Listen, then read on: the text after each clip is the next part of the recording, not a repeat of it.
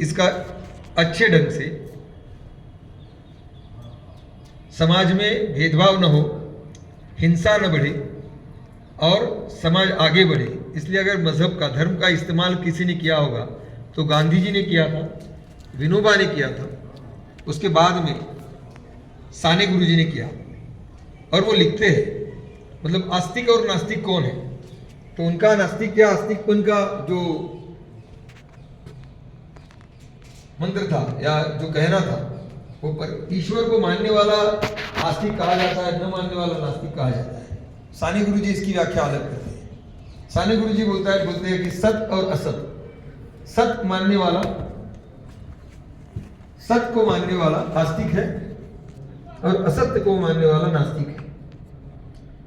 हमारे पूरे आंदोलन में, समाजवादी आंदोलन हो या, मुझे कभी कभी हैरानी होती है कि गांधी, विनोबा और साने गुरुजी का हाथ छोड़कर हम कई भटक गए और हमारे ऊपर एक धब्बा लगा सभी को कि हम धर्म के विरोधी हैं और इससे हम लोग दूर गए, लोगों से दूर गए। आज साने गुरुजी जैसे महान व्यक्ति के बारे में जब 125वीं जयंती की वर्षगांठ हम पूरे महाराष्ट्र में मना रहे थे, बाहर भी मना रहे हैं, तब लोगों को इकट्ठा करना पड़ रहा है। पर आपको मैं आज भी बताता हूँ, मेधा जी ने एक उल्लेख किया उनके किताब का, उनका वो नॉवेल है, कादम्बरी है, शामची आई। सबसे अधिक बिकने वाला अगर कोई मराठी का किताब होगा तो आज भी शामची आई है। और उस शामची आई के नाते वो माँ और बेटे का प्यार और संबंध कितना गहरा है, कितना आदर युक्त उसमें है, आदर भाव है दोनों को एक के दूसरे के प्रति। और माँ शाम को समाज की जो बुराइयां है, वो बुराइयां दूर करने का जो प्रयास है, वो अपने घर से कैसे करना चाहिए, वो बार बार बताती रहती। कुछ अंश मेधा जी ने बताया, वो बार बार बताती रहती।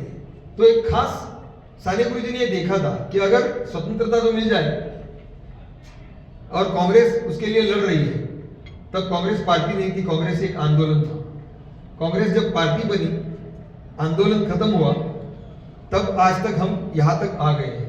और हमारे देश की जो सामाजिक, वैचारिक, राजनीतिक धरातल है, वो कांग्रेस के हाथ से निकल गई है। मतलब धर्मनिरपेक्ष और समाजवाद का नारा देने वाले लोगों के हाथ से निकल गई है। साने गुरुजी को शायद ये कहीं तो मन में था और इसलिए उन्होंने जब सेवा दल की बात कही, उन्होंने कई सारे पत्र लिखे और कई पत्र ऐसे कि एक काल्पनिक पत्र है, काल्पनिक पात्र निर्माण करके, मतलब एक फिल्म में, जैसे मैं फिल्म का आदमी हूँ कि आइडिया बनती है, आइडिया से एक स्टोरी पैदा होती है, स्टोरी से हम स्क्रीन प्ले लिखते हैं और स्क्रीन प्ले में बहुत सारी चीजें कल्पना के रूप में स्क्रीन प्ले का राइटर जो होता है वो साकारता है। उसी तरह साने गुरुजी का एक किताब शामची पत्री, ये किताब मेरे पास है। अगर इसका हिंदी अनुवाद अगर होगा तो मैं जल्दी से जल्दी उसको करना चाहूँगा। वो मैं बार बार पढ़ता रहा था। और एक सेवा दल का शिविर कहीं नासिक में हुआ और नासिक में लोगों ने युवा कार्यकर्ता सेवा दल के बने, जो जब इकट्ठा हुए थे, उन्होंने साने गुरुजी को कहा कि लोगों को बताने के लिए हमें कुछ संदेशा चाहिए, तो आप लिखते हो, आप हमारे लिए कुछ संदेश लिखिए जो हम जाकर लोगों में बोल सके, बांट सके। और साने गुरुजी का एक भतीजा था जिसका नाम वसंता था, वो बाद में गुजर गया। वो तब भी जेल में था। साने गुरुजी जेल से छूटकर आए थे, वसंता जेल में था। लेकिन महाराष्ट्र के जो नौजवान युवा थे, उनकी कल्पना साने गुरुजी ने की और वसंता को एक खत के रूप में ऐसे 18 लेटर्स साने गुरुजी ने लिखे। वो एक इस किताब का हिस्सा है।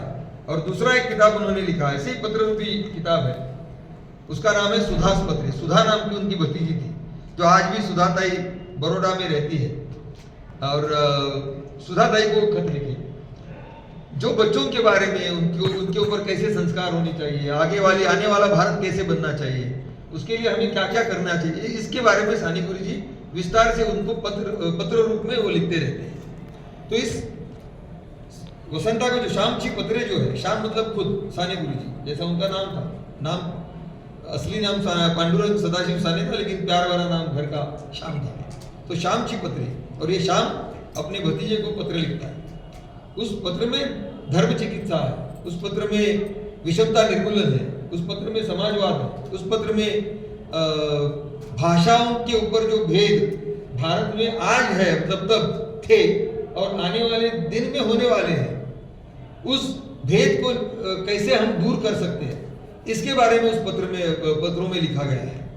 और उसमें एक तो भाषाओं के बारे में तो सुंदर ये है कि इंदौर में भाषा का पत्र जो है उसकी शुरुआत इंदौर से करते हैं। इंदौर में एक हिंदी का अधिवेशन हुआ शायद 1919 में, गांधी जी आए और वहां से लेकर गांधी जी ने कहा कि हिंदी का अगर भारत को राष्ट्रभाषा बनानी है तो उसे आम जनता की भाषा बनानी पड़ेगी। मतलब उर्दू भाषा में भी रईस उर्दू, मुसलमानों के रईस तबके की भाषाएं ज्यादा है, आम की कम है। वैसे ही हिंदी में आर्य और अनार्यों का जो संघर्ष हुआ उसके बाद आकर सानी गुरुजी लिखते रहते कि हिंदी में भी ऐसे शब्द है जो बहुजन समाज के शब्द नहीं है, उसे समृद्ध करना पड़ेगा, बहुजनों के शब्द उसमें लाना पड़ेगा। और ऐसे बहुजन शब्द अंदर लेकर उसे एक ये गांधी जी ने कहा था और सानी गुरुजी उसको आगे लेके जाते हैं कि बहुजनों को समझे ऐसी हिंदी आगे बढ़नी चाहिए और उसको हिंदुस्तानी भाषा का रूप लेना चाहिए। इस पर रुकते नहीं हो। वो कहते हैं कि गांधी जी ने 7-8 भाषाओं के कुछ शब्द आत्मसात किए थे। चेन्नई में जाते थे तो वो शब्द बोलते थे, बंगाल में जाते थे तो वो शब्द बंगाल में बोलते रहते थे।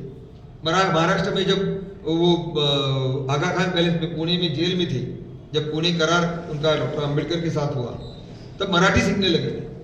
और ये अगर गांधी करते हैं तो आने वाले समय में गांधी का तो एक सपना होगा भारत के बारे में, एक सर्वसमावेशक प्राकृतिक भारत, जो अखंड भारत मतलब हिंदू भारत नहीं, सभी मजहबों को साथ लेकर आगे बढ़ने वाला भारत। ये गांधी का सपना अगर आगे बढ़ाना है तो सभी मजहब, सभी भाषाएं, इनमें आदान प्रदान होना चाहिए।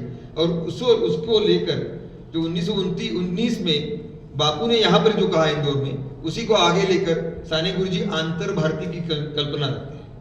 और अंतर भारती मतलब वो कहते हैं कि आप बंगाल की अगर कोई अच्छी कथा हो तो मराठी में आनी चाहिए, मराठी की अच्छी कथा हो तो वो गुजराती में जानी चाहिए, गुजराती को अच्छा साहित्य हो तो वो हिंदी में या मलयालम में जाना चाहिए। 1930-31 में सानी गुरुजी त्रिचनापल्ली के जेल में है और त्रिचनापल्ली के जेल में भाषा का समस्या है।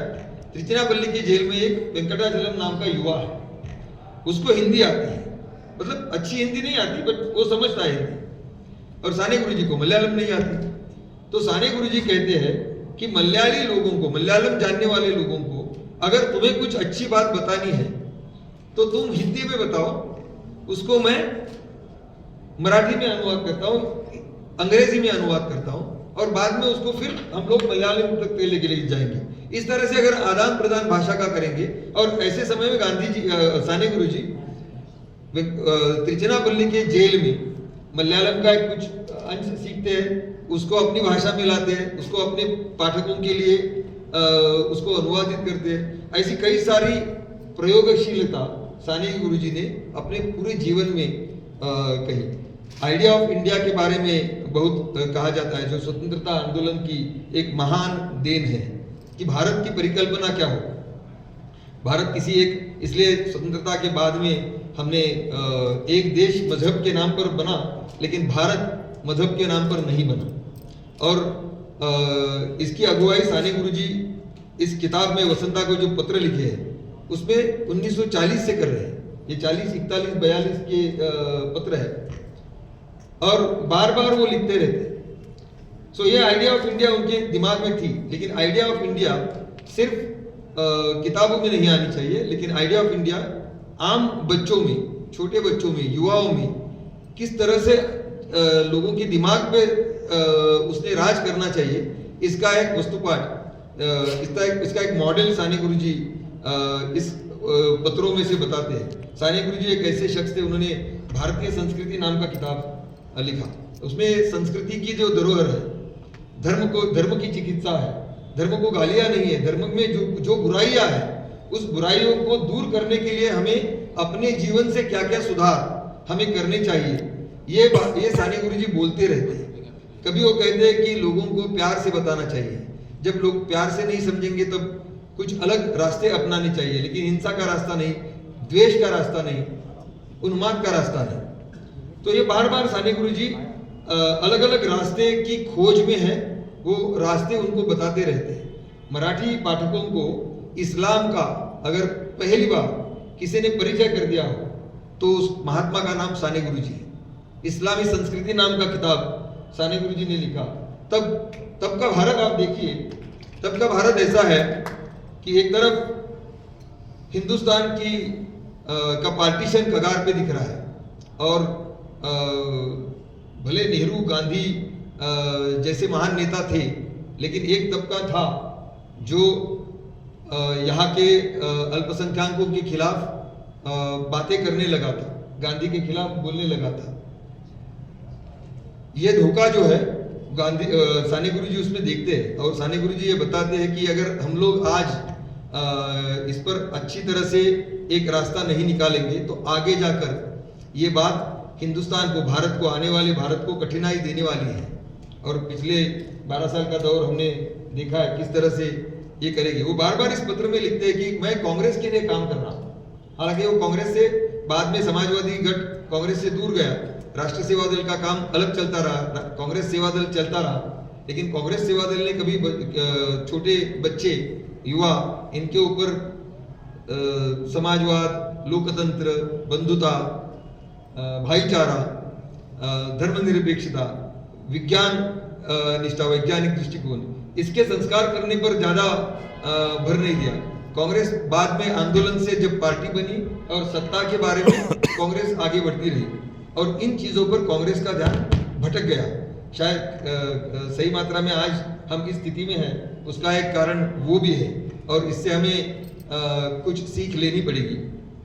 तो सानी गुरुजी बोलते हैं कि कांग्रेस को आगे अगर बढ़ाना है तो एक ऐसी पीढ़ी हमें तैयार करनी होगी जो आगे जाकर ना ही सिर्फ कांग्रेस का काम करेगी, वो मंत्री बनेंगे, वो विधायक बनेंगे, वो नौकरशाही में जाएंगे, वो माध्यमों में रहेंगे, कुछ लेखक बनेंगे, कुछ स्पोर्ट्समैन बनेंगे, लेकिन इन सब का एक मानसिक धरातल जो है वो सेक्युलरिज्म, समाजवाद, लोकतंत्र, बंधुता, भाईचारा, इसके आधार पर उसकी परवरिश करनी होगी।